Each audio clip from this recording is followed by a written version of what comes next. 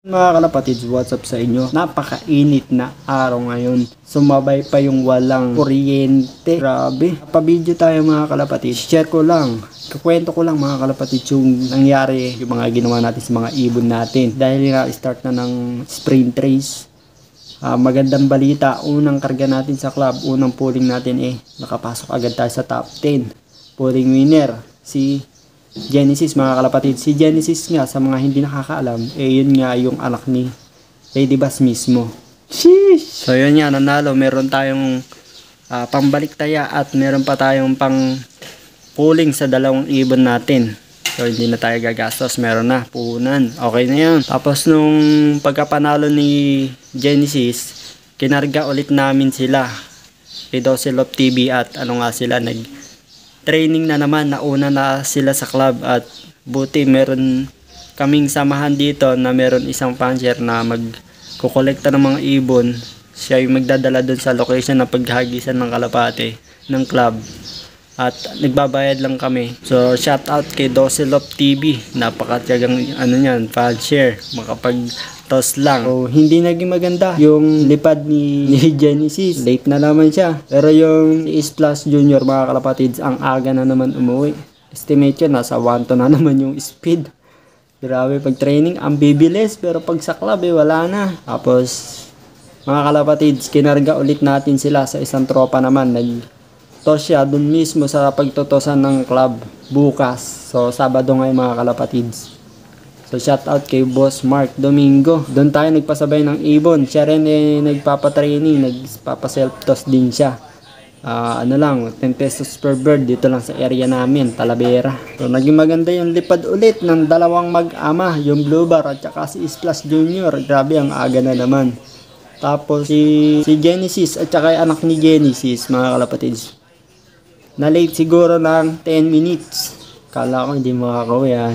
Yun lang mga kalapatid. So sa mga nagtatanong, sa training hindi kami nagagamot. Wala kami binibigay na vitamin. Puro flashing at saka probiotics lang yung ginagamit namin. Tsaka electrolytes mga kalapatid. Yun lang. Saka na kami magbibigay ng vitamins kapag medyo malayo-layo na, yung mga 100 kilometers na. Ayun, kailangan talaga ng tulong ng kalapate, vitamins.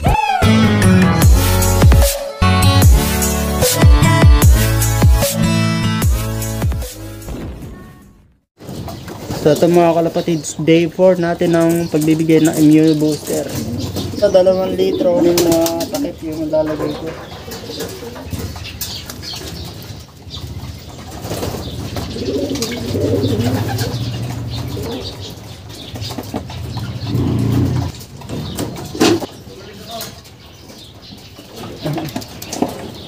Maganda yung resulta sa ibang ko.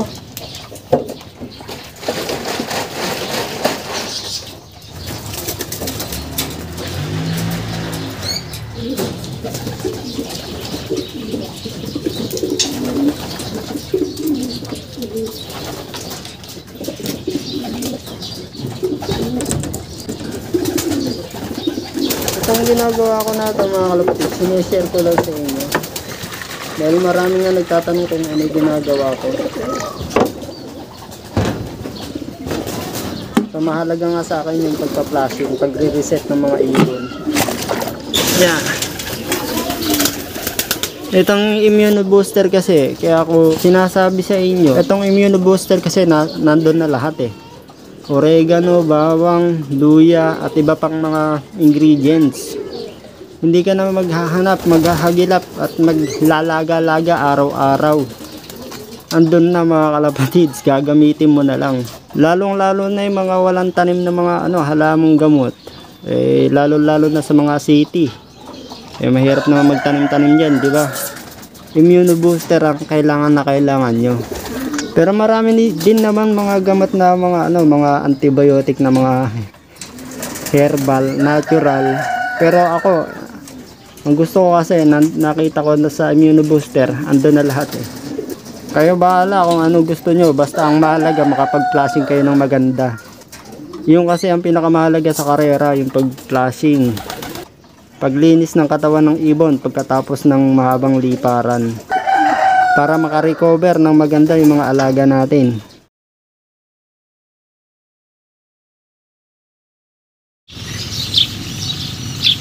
Eto, mayroon nang dumaan. Swerte naman na to, kaaga oh, dalawa. Ay, atin yung isa oh. Kaaga yung blue bar na young bird sa atin pala. Nice one. Time check 7:01, pero dumating siya rito 6:59. Wala kaya sumama pa dun sa isa. Pero not bad oh. First bird. Pasok. Good boy. Pulling natin yan. Kita nyo, training na naman guys. Training na naman.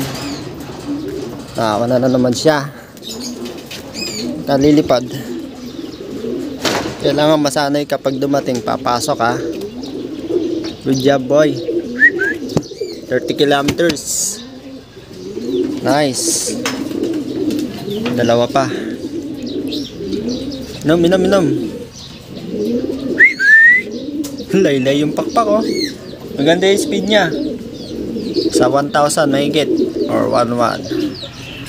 Estimated. Ito mga kalapatids, mitos lang. Ito yung karamihan oh. Uy, wala bang babalik dyan? Tingnan natin kung may babalik. Nasa splash. Ay, young bird. Yung young bird. Yung Thunderline. Bumibilis. Second training toss. Pasok. Yun, yung young bird. Ito mga kalapatids, yung young bird na yan. Ayan na yung checkered. Hindi ko yan sinasakay sa club. Puro sa ano lang. Sa self toss lang, sa mid toss. Pasok. Ayan o. Yung naka 100 days natin ng Taguro, pero hindi natin siya nailaro kasi sobrang bata niya. Kahit hanggang ngayon no, ngayon pa lang nagmo-molt. Ayos.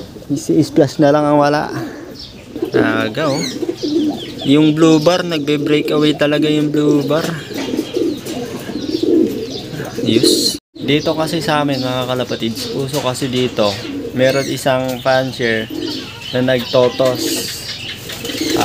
Hinahakutan niya lahat dito sa area namin. Tapos per bird 10 pesos. So parang yung nangyayari, nakuuna kami sa toss ng club. Kaya shout out kila Dosilot TV. Ang sisipag nila. Kung hindi dahil sa kanila, hindi makakapag-toss yung ibon namin kasi wala rin kaming time na mag-toss sa malalayo.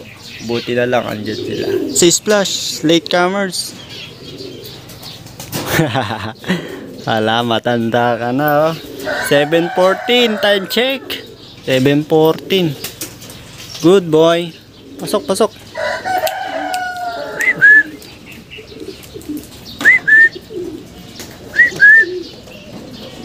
Nice, karga ulit kayo mamaya. Oh, siguro ako yun. Eto na si Genesis. Aba, na huli matatanda. 7:15. Pasok. Yon. Pulling winner natin si Genesis na late. Ayos, pero wag mong gagawin sa club yan ha. Kahit sa training mabagal ka, sa club mabilis ka. Yes sir, kompleto na. Mamaya ulit, meron pa ulit pa training yung tropa. Kakarga ulit natin sila. So nagtatanong kung ano yung patukan namin sa flyers namin at saka sa mga breeder. Ayan. Ano lang to, yung mumurahin. Alam nyo to, Sky Master. Ito Sky Master mga kalapatids, hindi siya malinis. Kaya siya mura. Pero pag nilinis mo, para siyang yung mamahalin ng mga patuka. Ayan. Ito lang ginagawa ko. Tinatahit ko yan. Para kuminis. Ganon din yun sayang kasi. Pero kung wala kayong time, bumili kayo ng mamahalin.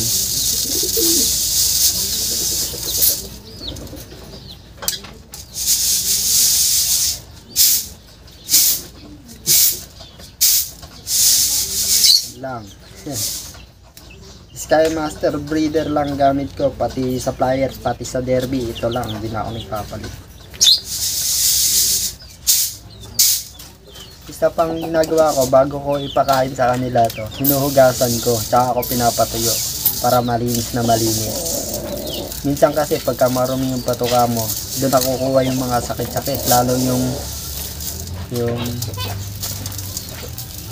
taon doon. Andyan yata sa kabila.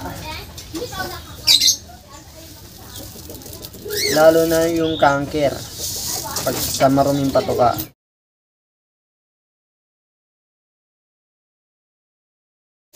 Di ba? Linis, kakinis na oh.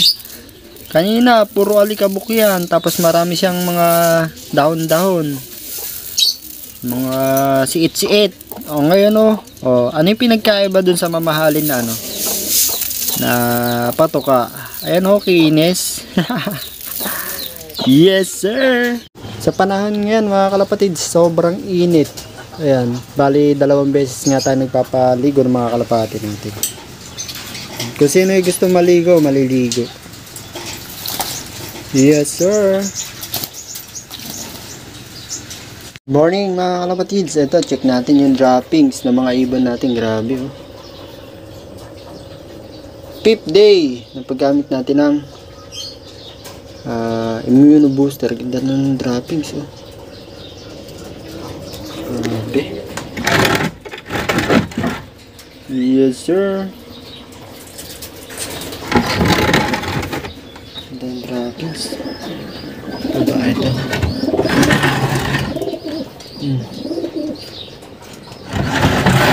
Hindi na lusaw. Hindi na lusaw. Ayos. Down feather pa. Alright.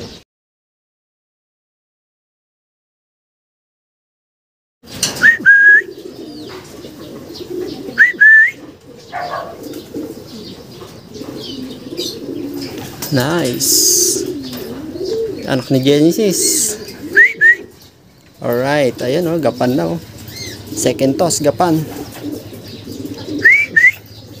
Ayun si Genesis. Tulala. Nice, 4 na, kulang pa tayong 2. Shoutout kay Boss Mark Domingo, siya yung nag-toss ng ibon natin. Yes sir. Ito yung anak ni ni Genesis, second training toss. Ayos, nakasabay na oh. Second training toss niya, gapan na. Alright. Pwede na yata ikarga sa club ah.